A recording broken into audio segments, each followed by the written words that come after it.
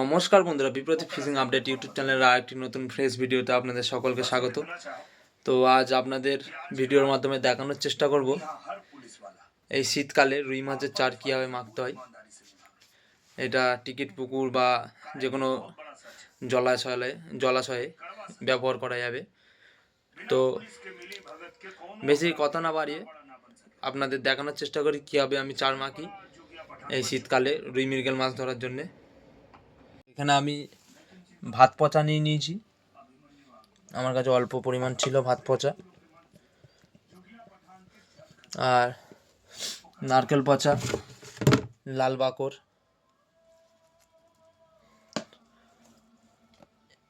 এটার মধ্যে আছে খোল একাঙ্গি দিয়ে তৈরি করা নিজের হাতে রুই মাছের চার, আর এটার মধ্যে আছে মহুয়া চার। তো কীভাবে মাখতে হয় দেখাবো। আর একটা জিনিস এর মধ্যে দিতে হবে,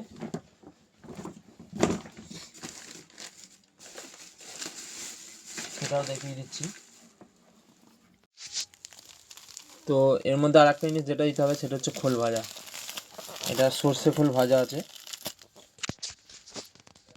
তো ভিডিওটা এবার দেখায় আপনাদের কীভাবে কী করে মাখবো। ফার্স্টেই আমি 100 গ্রাম মতো ভাত পচা নিয়ে নেবো। এর মধ্যে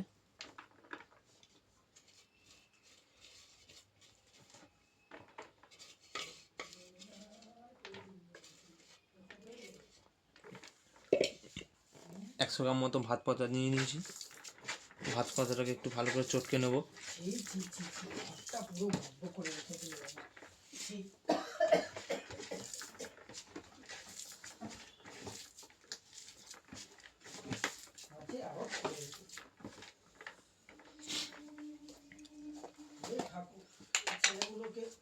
তারপরে এই যে চার,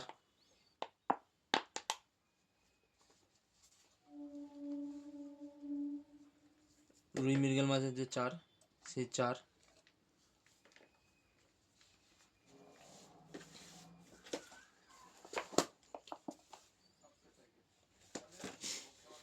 রুই মৃগেল মাছের যে চার, সেই চার আমি এর মধ্যে দিয়ে দিচ্ছি, পচানি চার।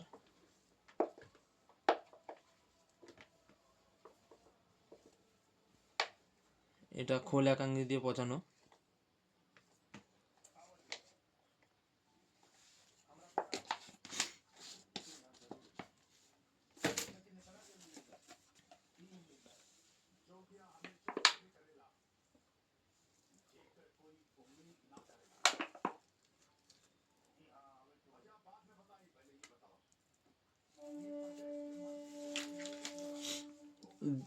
দেড়শো গ্রাম মতো নিয়ে নিলাম।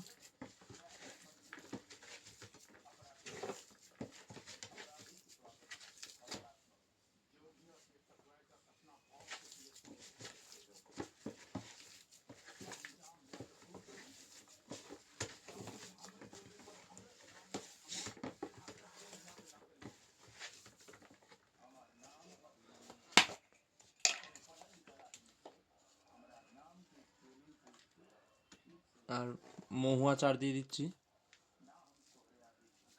মহুয়া চার 100 গ্রাম মতো।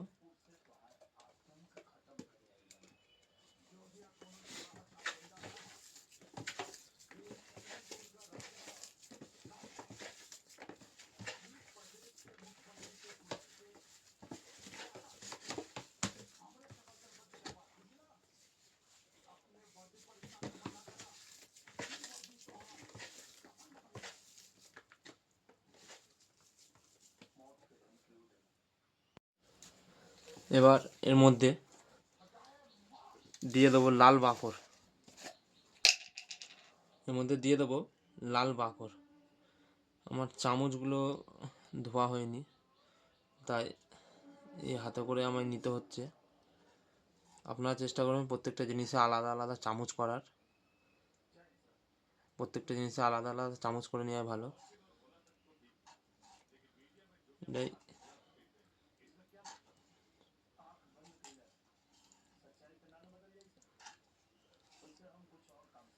লাল বাকর দিয়ে দিলাম 30 গ্রাম মতো।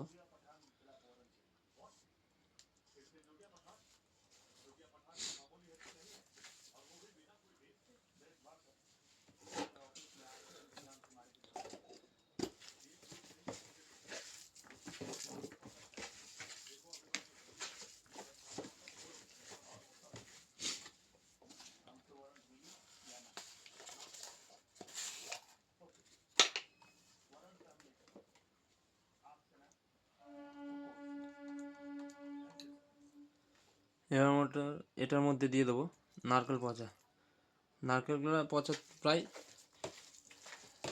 40-50 গ্রাম মতো। যেহেতু রুই মৃগেল মাছের চার, নারকেল পচার একটু লাগবেই বেশি করে।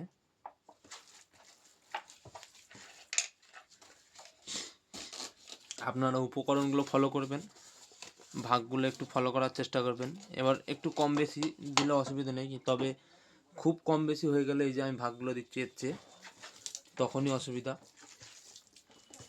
আমি এটাকেও ভালো করে চটকে নিচ্ছি। এবার পালা এটাকে শক্ত করার। মেন চার কিন্তু মাখা হয়ে গেছে, খুব বেশি কিছু জিনিস লাগে না। যারা নতুন শিকারি আছে তারা ফার্স্টেই ভাবে যে অনেক বেশি কিছু জিনিস লাগে হয়তো চার করতে, কারণ আমরা হয়তো সব জিনিস দিয়ে আমরা এই সব জিনিসগুলো সবাই ব্যবহার করি, নতুন হোক পুরনো হোক সবাই কম বেশি এইসব জিনিসগুলো জানি। তো আমরা ব্যবহারটা ঠিকমতো জানি না, তাই আমরা হয়তো কোনো জায়গায় গিয়ে টিকিট পুকুরে পাশের সিটে ভালো মাছ পাচ্ছে, আমরা ভালো মাছ পাচ্ছি না, যে নতুন শিকারীরা আছে তারা ভালো মাছ পাচ্ছে না। কিসের জন্য এটা হচ্ছে সেটা ফার্স্টে বুঝতে হবে। তাই সবার আগে আমাদের ভাগগুলো জেনে নিতে হবে, কীভাবে কী ব্যবহার করতে হয়, কোনটা দিয়ে কী হয় সেটা ভালো করে জানতে হয়, তাহলেই বুঝতে পারবে। এটার মধ্যে আমি টাইট করার জন্যে ভাজা খোল, সর্ষের খোল ভাজা, এটার মধ্যে আমি দিচ্ছি। এবার শক্ত করতে যতটা পরিমাণ লাগবে সেই পরিমাণে দিয়ে নেব।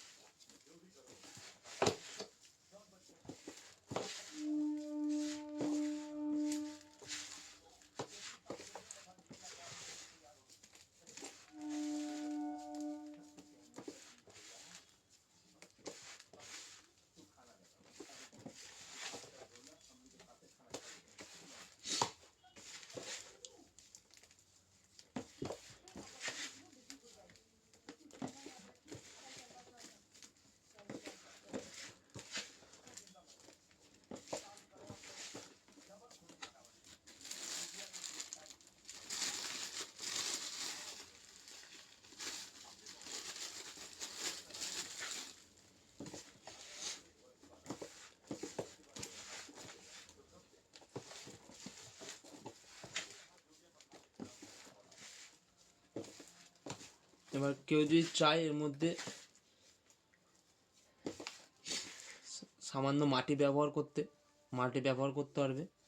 খোলের ভাগটা একটু কম দিয়ে একটু মাটি, এঁটেল মাটি এর মধ্যে ব্যবহার করতে পারবে।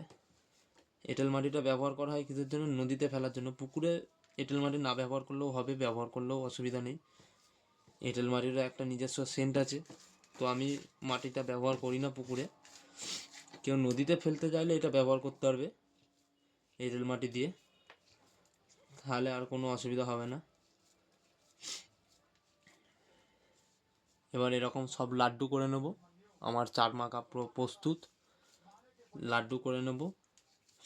আর সর্বপ্রথম একটা কথা বলে রাখি, যেদিন ছিপ ফেলবেন তার আগের দিন রাতে মেখে দিয়ে রাখার চেষ্টা করবেন। এটা 12 ঘন্টা আগে বা 24 ঘন্টা আগে মেখে রাখলে ফলাফলটা ভালো পাওয়া যায়। তো বন্ধুরা, আমার সব চার লাড্ডু করা হয়ে গেছে। এইভাবেই আমি কোটোবন্দি করে রেখে দেবো। এইটা আমি যেহেতু কালকে ছিপ ফেলবো তাই আজকে থেকে করে রেখে দিলাম, যাতে চারটা ভালো করে মজে। তো আশা করি এই ভিডিওটা নতুন শিকারীদের জন্য খুব কাজে লাগবে। যারা নতুন শিকারী আছো তাদের খুব কাজে লাগবে। আর বেশি কথা না বাড়িয়ে এখানে ভিডিওটা শেষ করলাম। যারা আমার চ্যানেলে নতুন আছে তারা অবশ্যই চ্যানেলটিকে সাবস্ক্রাইব করে আমার পাশে থাকবে। আর যারা পুরনো আছো তারা অবশ্যই লাইক করবে, কারণ তোমাদেরই এই লাইক সাবস্ক্রাইবে আমাদের আরও অনুপ্রেরণা জাগে ভিডিও করার। আর কথা বাড়ালাম না, এখানেই শেষ করলাম। ধন্যবাদ।